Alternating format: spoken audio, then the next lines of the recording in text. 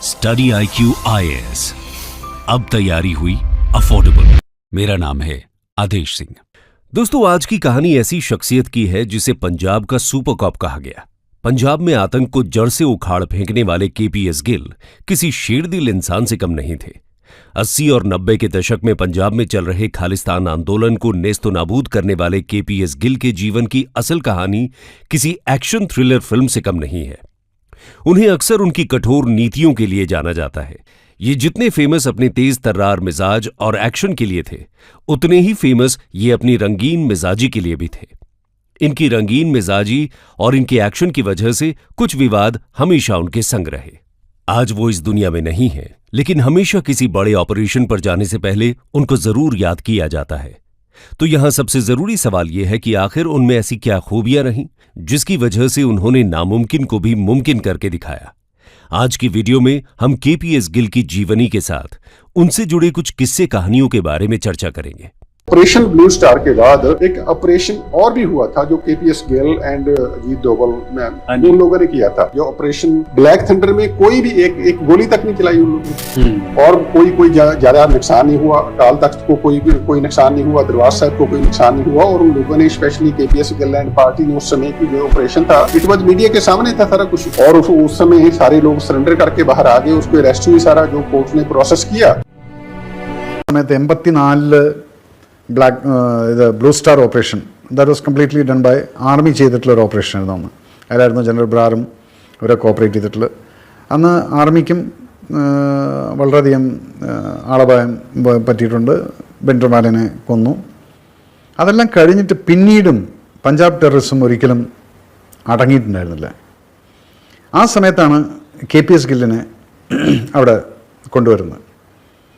റിബേരോ എന്ന പാർട്ടിയെല്ലാം മാറി KPS ഗിൽ എന്ന് പറയുന്ന, അപ്പം അവിടെ ഈ സർദാർമാരുടെ ഒരു സ്ഥലം, അവിടെ ഒരു സർദാറായിട്ടുള്ള KPS ഗില്ലിനെ തന്നെ കൊണ്ടുവന്ന് DG പോലീസായിട്ട് അപ്പോയിൻ്റ് ചെയ്യുന്നു.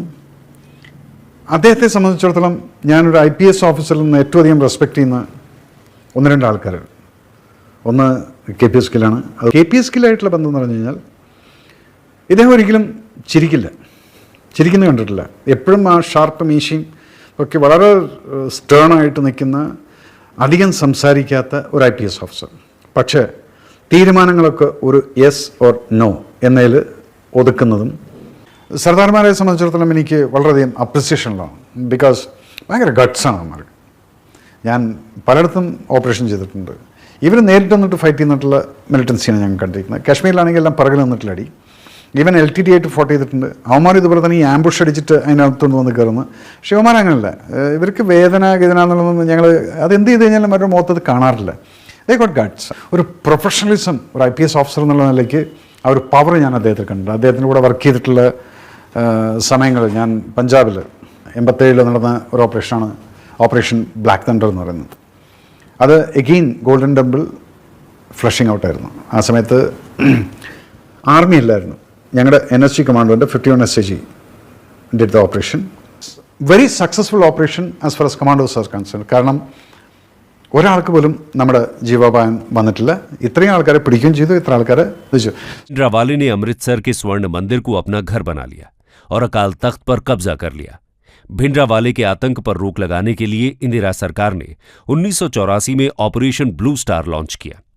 इस ऑपरेशन को आर्मी ने अपने हिसाब से अंजाम दिया था, जिसकी वजह से अकाल तख्त पूरी तरह से बर्बाद हो गया। साथ ही हजारों लोग मारे गए। स्वर्ण मंदिर को भी काफी क्षति पहुंची। इससे लोगों की धार्मिक भावनाएं आहत हुईं। पंजाब के लोग और अधिक विद्रोही हो गए। ऑपरेशन ब्लू स्टार की कीमत इंदिरा गांधी ने अपनी मौत से चुकाई। इसके बाद देश भर में सिखों के खिलाफ भड़के दंगों ने पंजाब के हालात को बेहद संवेदनशील बना दिया था। पूरा राज्य खालिस्तान समर्थक चरमपंथ की आग में जल रहा था।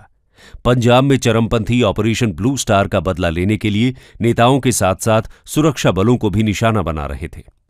ऐसे समय में कोई भी अफसर पंजाब में जाना नहीं चाहता था। ऐसी मुश्किल घड़ी में KPS गिल को असम से पंजाब बुलाया गया। पंजाब में आने के बाद KPS गिल ने अपने तौर तरीके से बदलाव किए।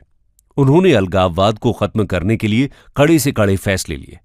हालांकि उन्होंने जो तरीका अपनाया वो काफी विवादास्पद था, लेकिन KPS गिल का काम करने का अपना तरीका था।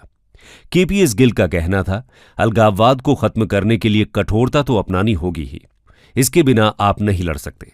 यदि आप ये सोचते हैं कि एक भी बेगुनाह न मरे तो ऐसा नहीं हो सकता। कुछ बेगुनाहों की इसमें जान जाना लाजमी था। केपीएस गिल ने पंजाब पुलिस को पूरी तरह से छूट दे दी। उनका कहना था, जैसा ठीक लगे पुलिस कर सकती है। इससे पुलिस बल में एक आत्मविश्वास जागा। इसके साथ ही उन्होंने युवा पुलिस अधिकारियों को चरमपंथियों से मुकाबला करने की ट्रेनिंग दी। इस समय पंजाब की कमान सीएम बेअंत सिंह के हाथों में थी। बेअंत सिंह ने केपीएस गिल को हर चीज की छूट दे दी। अलगाववादियों पर इनाम रखे गए। कथित रूप से जिम्मेदार लोगों की पहचान करके उनके रिश्तेदारों को उठाकर अपहरण पर अंकुश लगाया गया। पंजाब पुलिस ने ऑपरेशन नाइट डोमिनेंस के तहत अलगाववादियों को रात में घेर कर पकड़ा। इतना सब करने के बावजूद पंजाब में खालिस्तान आंदोलन थमा नहीं। एक बार फिर से खालिस्तानी चरमपंथियों ने हरमंदिर साहिब गुरुद्वारे को अपना ठिकाना बनाया और उस पर कब्जा कर लिया। ये 1988 के मई माह की बात है। पुलिस, प्रशासन और सेना ने इस पवित्र स्थान को चरमपंथियों से मुक्त कराने के लिए ऑपरेशन ब्लैक थंडर 2 शुरू की। इधर जिस वक्त मानेसर में एनएसजी अपनी ट्रेनिंग कर रही थी, उसी वक्त आईबी भी अपने काम में लगी हुई थी। ऑपरेशन की तैयारी जोरों पर थी। एनएसजी से लेकर आईबी सेल ऑपरेशन पर नजर बनाए हुए थे। आईबी द्वारा टेंपल के अंदर कुछ AK-47 राइफल्स भेजी गईं। ये बंदूकें जसबिंदर रोड़े तक पहुंचाई गई थी। रोड़े को उसी महीने मंदिर का जत्थेदार बनाया गया था। आतंकी इस बात से अनजान थे कि रोड़े असल में आईबी का मुखबिर था। जसबिंदर रोड़े पर अलगाववादियों को भरोसा था। भरोसे की सबसे बड़ी वजह यह थी कि वह जरनैल सिंह भिंडरावाले का भतीजा था। रोड़े के साथ 15 लोग और भी थे जो आतंकियों को अंदर ही अंदर खोखला कर रहे थे। इन 15 लोगों में वर्तमान एनएसए अजीत डोभाल भी शामिल थे। 29 अप्रैल 1986 को खालिस्तानी अलगाववादियों ने खालिस्तान नाम के नए देश की घोषणा कर दी और 30 अप्रैल 1986 को ऑपरेशन ब्लैक थंडर के पहले पार्ट को अंजाम दिया गया। उस वक्त लगभग 300 एनएसजी कमांडोज ने बीएसएफ के 700 सैनिकों के साथ मिलकर मंदिर पर धावा बोल दिया और लगभग 200 सिख अलगाववादियों को गिरफ्तार किया गया। इस पूरे ऑपरेशन के दौरान एक व्यक्ति की मौत हो गई और 2 घायल हो गए। कमाल की बात यह थी कि इस दौरान टेंपल के सिर्फ 300 यार्ड के दायरे में कर्फ्यू लगा था। बाकी पूरे शहर में सब कुछ नॉर्मल था। किसी तरह की कोई रोक टोक नहीं थी। 8 घंटे तक चले इस ऑपरेशन को पंजाब के तत्कालीन मुख्यमंत्री सुरजीत सिंह बरनाला ने मंजूरी दी थी।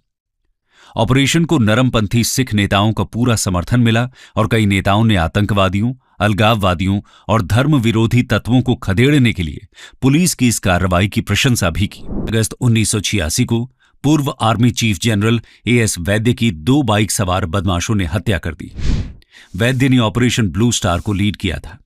इस वारदात की जिम्मेदारी खालिस्तान कमांडो फोर्स नाम के एक संगठन ने ली। पहले जूलियस रिबेरो और फिर केपीएस गिल के पुलिस प्रमुख बनने के बाद ही पुलिस के गिरते मनोबल में कुछ सुधार हुआ। गिल ने कई बार अलगाववादी विरोधी ऑपरेशन में सेना के सहयोग के लिए भी पंजाबी युवाओं को तैनात किया। केपीएस गिल के कार्यकाल में पंजाब में सैकड़ों की संख्या में इनकाउंटर हुए। इस दौरान गिल का लक्ष्य उग्रवादी सिख नेताओं और सदस्यों को न केवल गिरफ्तार करना बल्कि उन्हें जड़ से मिटाना भी था। गिल का यह फॉर्मूला इतना कारगर साबित हुआ कि पंजाब से 1 दशक पुराने आतंकवाद का सफाया हो गया। केपीएस गिल की यही जुदा कार्यशैली उनकी पहचान बनी। पंजाब पुलिस के अधिकारी आज भी उस कार्यशैली के मुरीद हैं। 1995 में वो भारतीय पुलिस सेवा से सेवानिवृत्त हो गए। रिटायर होने के बाद भी वो विभिन्न सरकारों को आतंकवाद विरोधी नीति निर्माण के लिए सलाह देने में हमेशा व्यस्त रहे। साल 2000 श्रीलंका की तत्कालीन सरकार ने LTTE यानी लिबरेशन ऑफ तमिल टाइगर्स इलम के खिलाफ रणनीति बनाने के लिए भी गिल की मदद मांगी थी। 2002 के गुजरात दंगे के बाद तत्कालीन मुख्यमंत्री नरेंद्र मोदी ने केपीएस गिल को राज्य का सुरक्षा सलाहकार नियुक्त किया। बाद में गुजरात हिंसा पर काबू पाने के लिए गिल को क्रेडिट दिया गया। इसके बाद 2006 में नक्सलियों से निपटने के लिए छत्तीसगढ़ सरकार ने गिल से सुरक्षा सलाहकार के तौर पर मदद मांगी। रिटायरमेंट के बाद भी वो सही और गलत दोनों कारणों से सुर्खियों में रहे। साल 2003 में जब केंद्र सरकार ने गिल को असम का राज्यपाल बनाने का प्रस्ताव तत्कालीन मुख्यमंत्री तरुण गोगोई को भेजा, तो उन्होंने केंद्र सरकार का यह प्रस्ताव ठुकरा दिया। इसकी वजह असम में अपने कार्यकाल के दौरान गिल द्वारा लिए गए विवादास्पद फैसले थे। इसके साथ ही साल 2008 में गिल के नेतृत्व वाली भारतीय हॉकी संघ सवालों के घेरे में आ गई थी। वजह थी भारतीय हॉकी नेशनल टीम का ओलंपिक में क्वालिफाई न कर पाना। दरअसल इस दौरान केपीएस गिल की अगुवाई वाले भारतीय हॉकी महासंघ पर भ्रष्टाचार के आरोप लगे, जिसके बाद भारतीय ओलंपिक संघ ने 28 अप्रैल 2008 को आईएचएफ को अनिश्चितकाल के लिए निलंबित कर दिया था। कंक्लूजन। दोस्तों, ये थे कंवर पाल सिंह गिल। केपीएस एक उत्कृष्ट पुलिस लीडर और भारत में आतंकवाद विरोधी अभियानों को सफल बनाने वाले एक महान व्यक्ति थे। आजादी के बाद अगर हम पुलिस अधिकारियों का इतिहास खंगालें तो केपीएस गिल का नाम स्वर्णिम अक्षरों में लिखा मिलेगा। शुरू से ही गिल की छवि पुलिस डिपार्टमेंट में बेबाक और कड़े फैसले लेने वाली रही। पुलिसिंग यानी गिल, ये एक परिभाषा की तरह परिभाषित हो गई। केपीएस गिल ने पुलिस डिपार्टमेंट को सिखाया कि आतंकवाद से कैसे लड़ना है और भीड़ को कैसे नियंत्रित करना है। 26 मई 2017 को 82 साल की उम्र में दिल का दौरा पड़ने से गिल का निधन हो गया। अपने जीवन में तमाम विवादों के बावजूद गिल एक सफल पुलिस अधिकारी के तौर पर जाने गए। स्टडी IQ IAS, अब तैयारी हुई अफोर्डेबल।